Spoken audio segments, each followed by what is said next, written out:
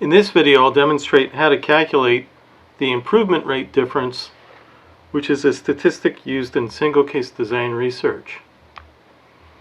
The improvement rate difference is supposed to be a dramatic improvement over the related statistical approaches of the PND, which is percentage of non-overlapping data, and the PEM, which is the percentage exceeding the median. For details on those two statistics, you can navigate to my other two videos on each one of those. The improvement rate difference was originally published in this article, 2009, by Parker, Van Est, and Brown. One of the ironies of the article is that the authors described the calculation of the PND to be very easy. However, their description of how to do it is very vague. So it actually is kind of difficult. Fortunately, Van Est and Nincy in 2015 published another article on the IRD as well as the tau u. Please note that there is an erratum with some errors of calculation from the Van Est and Nincy article. None of the errors appear to relate to the IRD. It's all about the tau u. Here's a graph from the Van Est and Nincy article, and you've got the data underneath so that you can plug it in and try it yourself. We've got 3 data points in the baseline phase. What do we have here? 1, 2, 3, 4, 5, 6, 7 in the intervention phase. You can see that there's one overlapping data point. First, for the purposes of comparison, let's do the PND, or percentage of non-overlap data. For the PND, all that you do is identify the best data point from baseline. In this case, we want scores to go down. So the best data point from baseline is this one right here. It's 3. Count all the treatment phase or intervention phase data points that exceed that best baseline data point, and then divide the number of better points in the intervention phase by the total number of points in the intervention phase, and that's the PND. So we have a PND here of 0.857. Now let's do the IRD. For the IRD, Van Est and Nincy instruct us that the overlapping score of 3, we take note of that, it can be removed from either phase, and it's your choice. So let's calculate it both ways and see if there's a difference. This is the data point in question, and according to Van Est and Nincy, it doesn't matter which one you remove it from. I'm a little bit troubled by that, and I'll explain why. So let's first try removing it from the baseline phase. The calculation would be done like this. The circled data point is removed. However, the word removed is a misnomer. We don't really remove it. We ignore it. And actually, that's kind of a misnomer too. And I think that's why a lot of people have difficulty following the approach expressed by Parker, Van Est, and colleagues in their description of the IRD, because they're not really very clear on what you do with the data. The IRD is calculated by taking the ratio of improved data points, and if we're considering the value of 3 in the baseline, then that is an improved data point. In other words, there are 2 data points in baseline that are not improved. Remember, we want lower scores here. 2 data points that are not improved and 1 that is. So using this approach, the baseline ratio of improved data points is 1 to 3, or 33%. And in the intervention phase, all 7 out of 7 data points are improved. So there's no overlap anymore. When we move to the intervention phase, we're basically ignoring the red circled baseline data point. Hence, all 7 out of 7 of the intervention phase data points are considered to have been improved. The IRD then is the difference between these ratios. you take the intervention phase first and subtract the baseline rate of improvement. So 100 minus 33% is 67%. So that's the approach where you remove or ignore or identify the best case in baseline. Now let's try it the other way from the intervention perspective. If we want to hold this data point in the intervention phase as a non-improved score, so essentially we're going to remove it from the comparison in the intervention phase, but it still is being used in the calculations. It's just not considered to be an improved score. IRD is calculated by taking the ratio of improved data points, and in the baseline we have 0 improved data points. All of them are unimproved, so that's 0%. And in the intervention phase now, instead of 7 out of 7, we have 6 out of 7 improved data points, and that's 85.7%.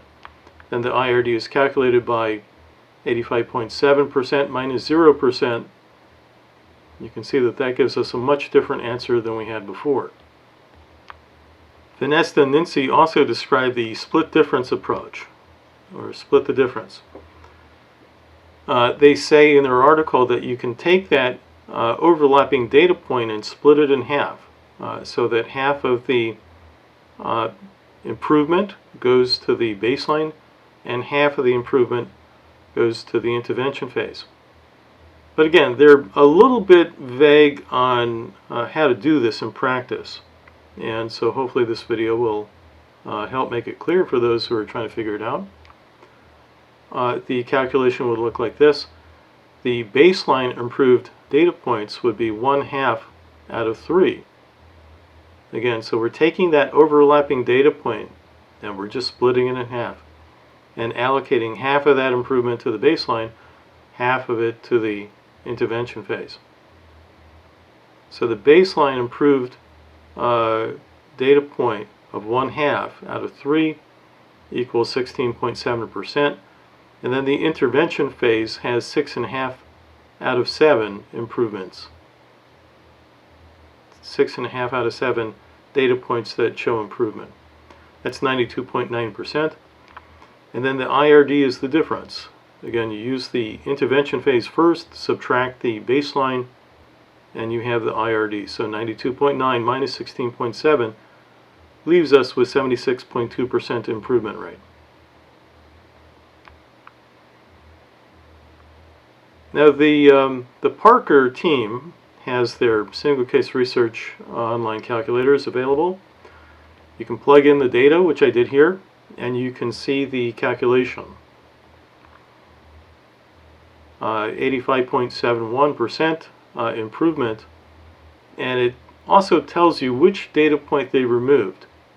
So they're removing from baseline, or rather they're removing from intervention, which is the B phase in this instance. The 3 is the data point here. That data point is the one that's being held or withdrawn in the calculation of the IRD. So obviously their calculator has a preference for only removing the data point from intervention, not from baseline. So although their publications say that you can remove it from either side, their calculator doesn't give you any option. It's a little bit problematic because we do see that there is a difference depending on whether we remove that data point from the baseline or the intervention phase.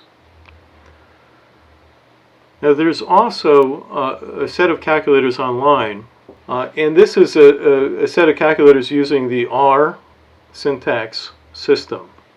It's all set up so that you don't have to download anything. You can run this online. And you see that there are a variety of different single case design statistics that can be used in this way through this source, and the IRD is one of them. So what you do when you open the page, you have to run it with the sample data first. After doing that, then you can paste in your data, and I've done that here. it gives me an IRD that doesn't make any sense. And the reason why is because the test here in this R-based calculator is directional. And it makes the assumption that higher scores are better. In fact, for this example, lower scores are better. So the reason why this result doesn't make any sense is because again, the test result is directional. In order to test that out, what I did is I manipulated the data by reverse coding it. So I took the score of 5 minus x, where x is each score. So instead of a 4, it would be 5 minus 4 is 1. Instead of a 3, it would be 5 minus 3 is 2, etc. So I did that manipulation, reverse coding the data points, entered it again into the calculator. You can see the data points now in place in reverse coded direction. And now we have an IRD that matches the split difference approach, 76.2%. And that's what I calculated using the calculator. So that's kind of nice. So we have a method that gives us the split difference approach. You just need to be mindful of the fact that the R calculator, the R online calculator, is anticipating that better scores are higher scores. So I wanted to play around with some data and try out a few different variations. Here's a data set that I created. It's fake data, and you can see that there's a change from baseline to intervention. I calculated the P&D, and the calculation for the P&D is just locating the best score for baseline. In this case, higher scores are better. And then there are 3 data points in intervention that are higher than the best baseline phase score. So the P&D would be calculated as 3 out of 4, or 75%. So let's try the different approaches for the IRD and see if it makes a difference. If we do the calculation holding constant or withdrawing or removing the overlapping data point from baseline, the calculations will look like this. The baseline number of improved data points is 1 out of 4. That's 25%. And the intervention phase improved data points is equal to 4 out of 4, or 100%. So the IRD is 100% minus 25% equals 75%. Well, that's exactly the same as the P&D. Let's try removing the data point from the intervention phase. So I'm going to work with this data point in the red circle. 0 out of 4 of the baseline data points are improved based on this analysis, and 3 out of 4 of the intervention phase are improved. And so the IRD then becomes 75 minus 0% equals 75%. In other words, we get the same answer. And my understanding is that is always going to be the case if you have an overlap like this, where you also have an equal number of data points in both baseline and intervention phase. In that situation, then the IRD shouldn't make any difference whether you remove the data point from the baseline or the intervention. Or what about the split middle or split difference approach? So we're going to take that overlapping data point, split it in half. The baseline has 1/2 out of 4 improved data points. That's 12.5%. Intervention has 3.5 out of 4 improved data points. That's 87.5%. And when you calculate the IRD, you guessed it, it comes out to be the same thing. So if you have an equal number of data points in both baseline and in intervention, all 3 of these approaches will, or should, I believe it should be the case in all situations, yield the same result. Going to the Parker calculator, just as before, the calculator removes the data point from intervention phase, not from baseline. And you can see the IRD is the same.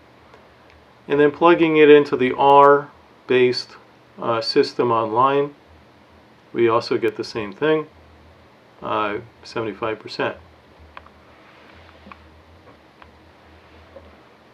Here's a third example this example has 2 overlapping data points, and it has 5 data points in each phase. So again, we have an equal number of data points in each phase, but there is an increased number of overlap. The PND would be 3 out of 5.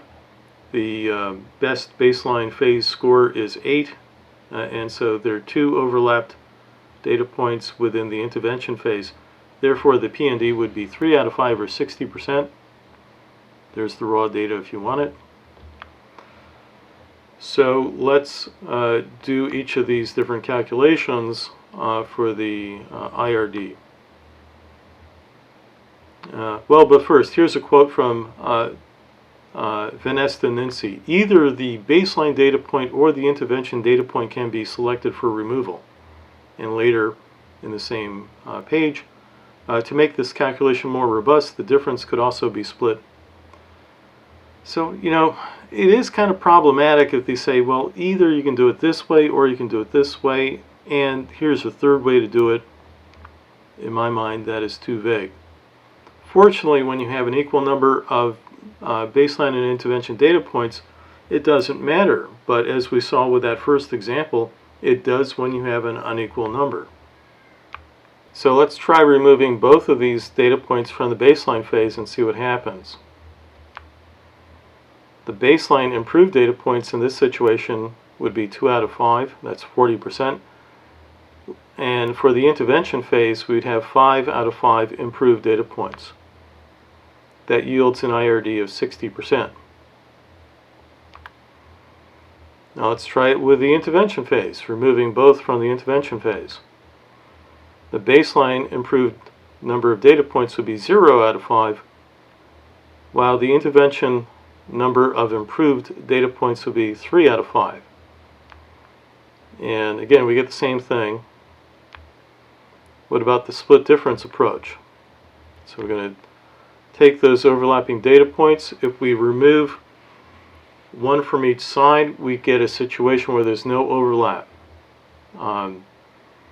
So it's kind of hard to see it with this data set, but if we consider this one to have been removed and consider this one to have been removed, then this data point that I have my cursor on, my arrow, no longer overlaps with anything in the intervention phase.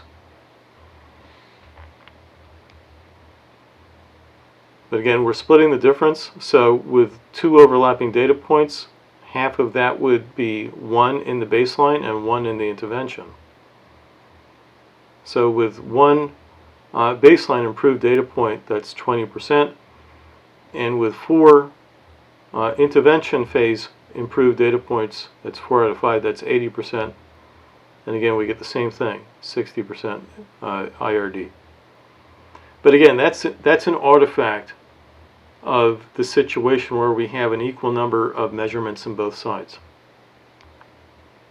Just as before, Parker's calculator removes the data from the intervention phase and only the intervention phase. You see that it tells us it removed data points 7 and 8, these 2 right here, to remove the overlap, and it gives an IRD of 60%. And then the R calculator also gives the same answer, which is equal to the split difference approach. So let's do one more, last example. This one, a more complex example. I used this in a couple of my other videos. We have, what is it, 1, 2, 3, 4, 5, 6, 7, 8, 9 measurement points in baseline and 13 measurement points in the intervention phase.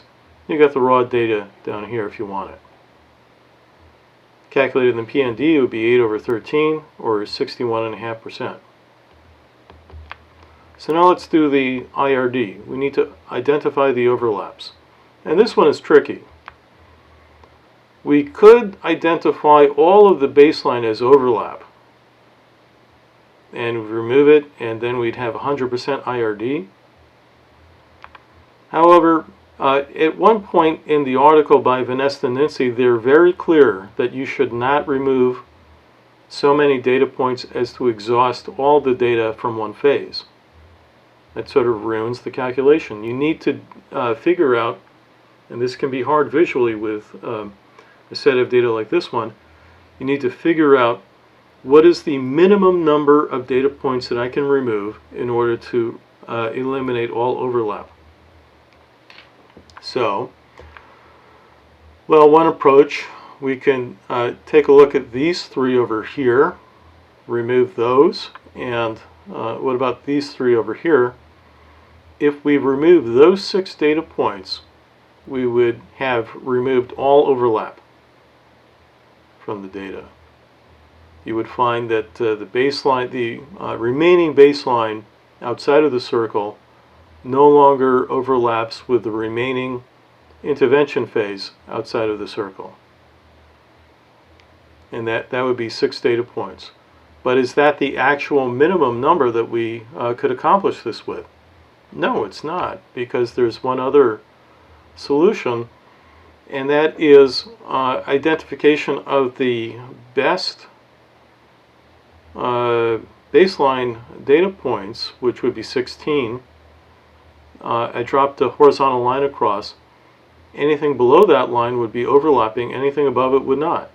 So there's 1, 2, 3, 4, 5 overlapping data points in the intervention phase.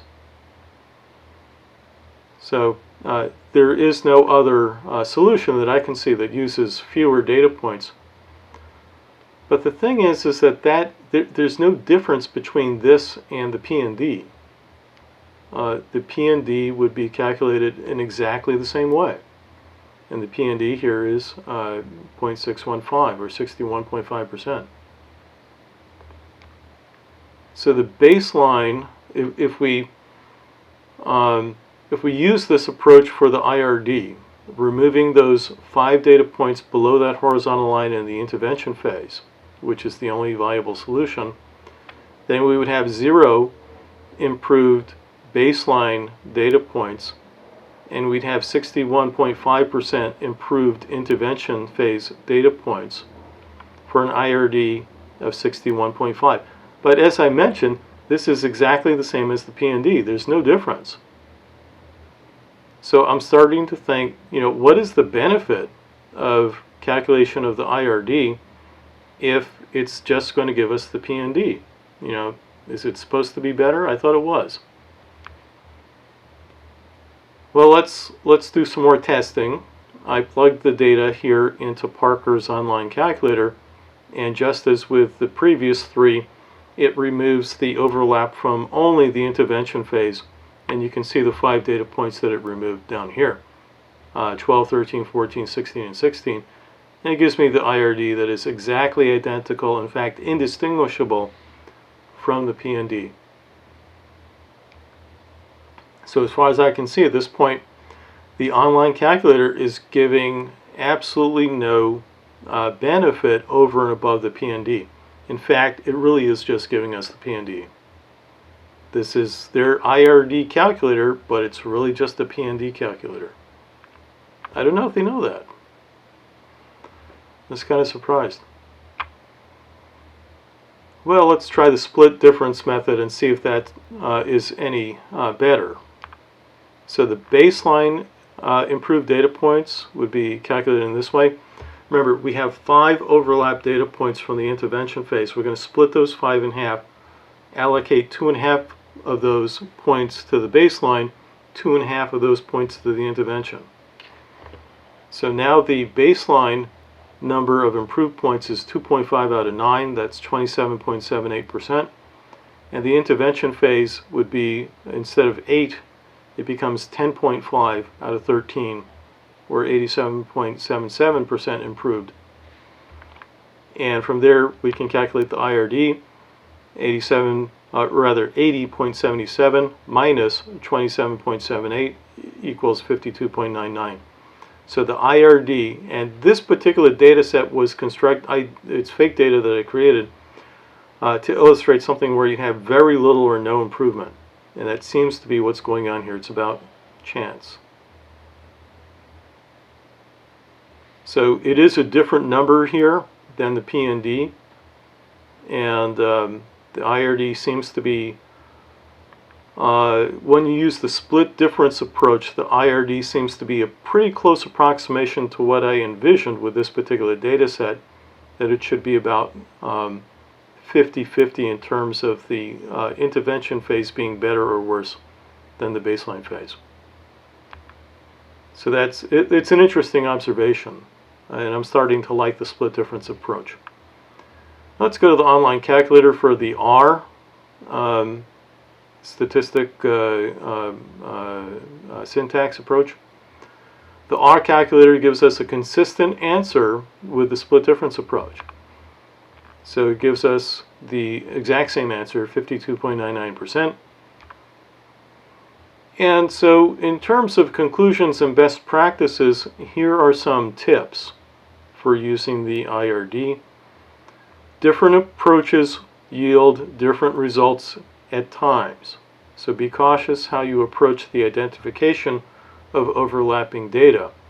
Whether you remove the data from baseline or intervention makes no difference if you have an equal number of observations in each phase, but the moment that you have a different number of observations, it does make a difference. So that is definitely something to be aware of, because you'll get different answers depending on which approach you use if you have unequal baseline and intervention phase measures. And most of the time in actual clinical work, we have more intervention phase measures than baseline measures. Do not use the Parker calculator. It spits out a PND. And if IRD is supposed to be any improvement over the PND, it shouldn't give the same value. The online calculator always gives you the PND, as far as I can tell. So it's no benefit. The R calculator uses the split difference approach, and I think, based on this analysis that I've done here, the split difference approach seems to be the best approach for the IRD. Just keep in mind that if you use that R calculator, the data must be arranged so that higher scores represent the goal or improvement. And with lack of consensus in the professional field on which approach to use, particularly in the articles by Parker and Van Est and colleagues, where they're really not clear on which one is the best, I recommend the split difference approach. So I hope that's been helpful. If you're using the IRD approach for single case design research, it would be ideal if everyone used the same method of IRD, and I recommend the split difference approach. Thanks for watching.